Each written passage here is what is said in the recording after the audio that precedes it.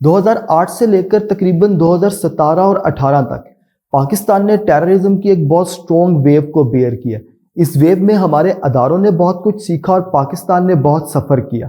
بہت ساری فیملیز نے اپنے بہت سارے پیاروں کو کھو دیا اور بہت کچھ اجڑ گیا۔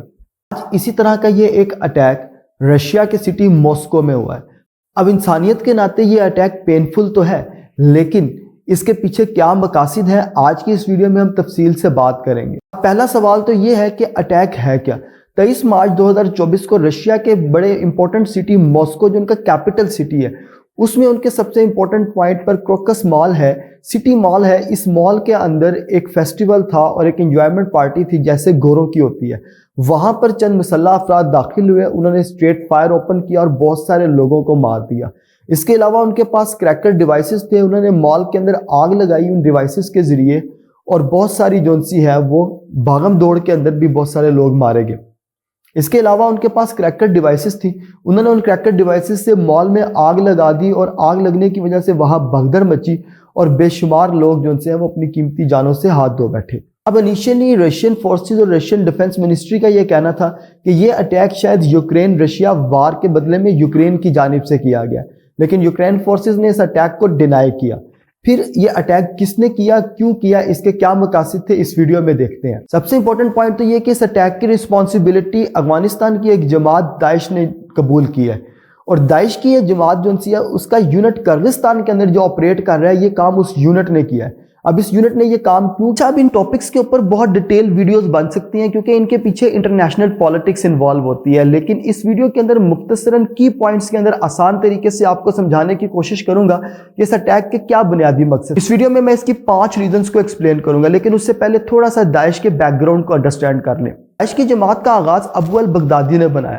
یہ طالبان کے لیڈر تھے اور طالبان کی پالیسیز کے بہت اگینسٹ تھے۔ پھر کوئی نیشن سٹیٹس اور کچھ کریکٹرز ایڈ ہوئے جنہوں نے انہیں الگ جماعت بنانے پہ مجبور کیا، اور پھر انہوں نے ایک نیا ٹیررسٹ گروپ بنایا داعش کے نام سے۔ داعش کے اس گروپ نے سب سے پہلے اپنی کارروائیوں کا آغاز کیا طالبان کے اگینسٹ کابل کے اندر 2002 اور 2004 میں۔ پھر اس کے بعد یہ اپنی کارروائیوں کو بڑھاتا رہا اور بعد ازاں USA کی مدد سے اس کے نیٹ ورک کو کمزور کیا گیا۔ اب داعش کے نیٹ ورک کے اگینسٹ جو ہے وہ بہت ساری کارروائیاں شروع تھی۔ ایک تو یہ طالبان کے اگینسٹ تھا، تو طالبان ان کے پہلے حریف تھے۔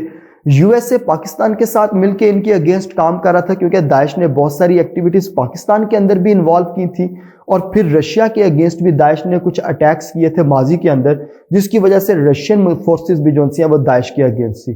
اب چاروں طرف سے جغرافیائی لحاظ سے یہ تنظیم گھیری گئی تھی اور یہ تنظیم کمزور تر ہوتی چلی گئی، اور بالآخر کرغزستان میں جا کر انہوں نے فائنل اپنا ٹھکانہ بنایا اور یہ وہاں پر انہوں نے اپنے آپ کو سٹیبل کیا۔ پھر انہوں نے تعلقات قائم کیے سیریا میں وارنر گروپ کے ساتھ۔ تو یہ چھوٹا سا ایک بہت مختصر سا بیک گراؤنڈ ہے جو میں نے آسان طریقے سے اس ویڈیو میں پریزنٹ کرنے کی کوشش کی ہے۔ آپ سمجھتے ہیں کہ وہ 5 ریزنز کیا تھی جس کی وجہ سے داعش نے یہ اٹیک کیا ہے۔ نمبر 1، رشیا یوکرائن وار۔ رشیا یوکرائن کے اگینسٹ وار میں ہے اور پوٹن الیکشن جیت چکے ہیں۔ پوٹن الیکشن جیتنے کے بعد ایک لانگ ٹرم پریزیڈنٹ بن کے سامنے آئے اور وہ یوکرائن کی وار کو ایکسپینڈ کرنا چاہ رہے ہیں۔ اب اگر وہ یوکرین کی وار کو ایکسپینڈ کرتے ہیں تو ایکسپینڈ کرتے ہوئے ہو سکتا ہے کہ یوکرین کی ڈیفنس منسٹری اس بات پر انہیں آمادہ کر لے کہ وہ داعش کے اگینسٹ کرغزستان کے نیٹ ورک کو بھی کمزور کرے۔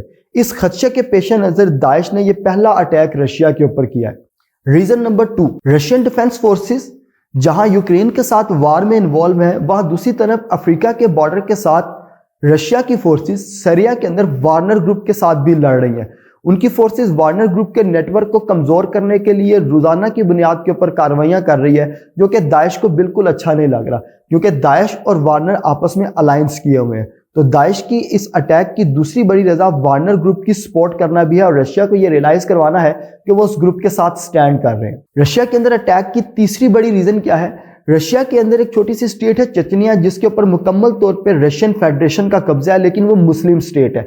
اس مسلم سٹیٹ کے اوپر رشیا کی جانب سے بہت ساری پابندیاں عائد کی گئی ہیں۔ تو داعش کا کہنا ہے کہ یہ پابندیاں غیر قانونی اور انسانی حقوق کے خلاف ہیں، لہٰذا داعش رشیا کے اگینسٹ یہ چھوٹی چھوٹی کارروائیاں کرتا رہتا ہے، اور وہ رشیا کے اندر جو سٹیٹ چچنیا ہے اس میں مسلمانوں کے آپریشن کے اگینسٹ رشیا کو ریئلائز کرواتا ہے کہ اس کا یہ آپریشن انسانی حقوق کی خلاف ورزی ہے، اور وہ رشیا میں چچنیا پہ اس آپریشن کے اگینسٹ ہیں۔ اس کی چوتھی بنیادی ریزن کیا ہے اس اٹیک کی؟ اس اٹیک کی چوتھی بنیادی ریزن یہ ہے کہ داعش یہ مانتا ہے کہ तालिबान रशिया के साथ मिल के अपने नेटवर्क को बढ़ा रहे हैं और रशिया तालिबान के नेटवर्क को स्पॉन्सर कर रहा है, फाइनेंशियली भी, आर्म के लिहाज से भी और ट्रेनिंग के लिहाज से भी। इस वजह से दाइश रशिया के अगेंस्ट है और वो तालिबान के नेटवर्क के भी अगेंस्ट है। तो इन दो नेटवर्क के अगेंस्ट होने के नाते भी रशिया के अंदर जो उसने ऑपरेट किया है, उसने ये रियलाइज करवाया है कि वो तालिबान के अगेंस्ट है और वो तालिबान के अगेंस्ट रशिया के भी अगेंस्ट है और वो इस नेटवर्क को कमजोर करना चाहता है। और रशिया अगर ये समझता है कि वो दाइश के नेटवर्क को किर्गिस्तान में कमजोर करेगा तो ये उसकी खाम ख्याली है। ये रियलाइज करवाना भी मकसद था। और पांचवा और आखिरी मकसद इस अटैक का क्या था? ये अटैक रशिया की कैपिटल सिटी में किया गया। किसी भी मुल्क की कैपिटल सिटी की सिक्योरिटी उसके लिए बहुत इंपॉर्टेंट होती है। यूक्रेन की अगर वार में देखें तो रशिया इतना स्ट्रॉन्ग मुल्क होने के नाते भी यूक्रेन के कैपिटल को फतह नहीं कर सका। कीव आज भी यूक्रेन की आर्म फोर्सेस के इन्फ्लुएंस के अंदर है और वो रशिया के कब्जे में नहीं आ सका। कैपिटल की सिक्योरिटी बहुत इंपॉर्टेंट होती है, लेकिन किसी कैपिटल स्टेट के अंदर सबसे इंपॉर्टेंट पॉइंट में जाकर इस तरह का अटैक करना, उस मुल्क को ये रियलाइज करवाना है कि किसी जमात की कैपेबिलिटी क्या है। यानी यहां पर दाइश अपनी एबिलिटीज को रियलाइज करवाना चाहता है रशिया को कि वो किसी भी वक्त, कहीं भी, किसी भी टाइम पर रशिया की किसी भी इंपॉर्टेंट पॉइंट पर अटैक करने की एबिलिटी रखता है। देखा जाए तो ये टॉपिक्स बहुत डिटेल्स है और इन पर बहुत डिटेल्स वीडियोस बन सकती हैं, लेकिन फिल वक्त के लिए सिर्फ 5 पॉइंट्स के अंदर आपको ये समझाना था कि ये जो अटैक है इसके पीछे मकसद था और ये कोई ईजी अटैक नहीं था कि चंद अफराद ने फायर कर दिया और दैट्स इट। इसके पीछे ये 5 बुनियादी मकसद थे और अब इसके रिटेलिएशन में रशियन आर्म फोर्सेस क्या करती हैं, डिफेंस मिनिस्ट्री का क्या फैसला होता है, नेक्स्ट वीडियो के अंदर आपको बताएंगे। आज की इस वीडियो से सिर्फ इतना ही। अगर वीडियो आपको अच्छी लगी तो वीडियो को लाइक करें, चैनल को सब्सक्राइब करें, बेल आइकन के बटन को क्लिक करें ताकि ऐसे आने वाली नई वीडियोस आपको मिल सके।